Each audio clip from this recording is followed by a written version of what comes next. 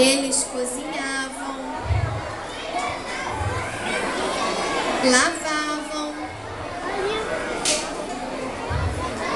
faziam artesanato.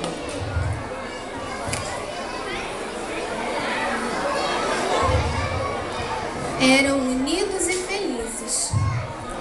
Nesta tribo havia um casal de índios pertencente à tribo Manaués, que vivia junto por muitos anos sem ter filhos, mas desejavam muito ser pais.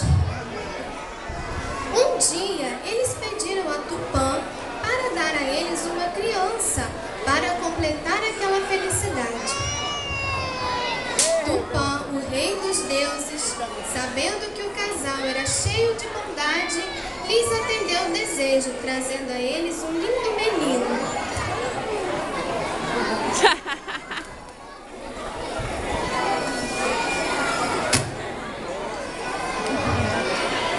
O tempo passou rapidamente e o menino cresceu, bonito, generoso e bom.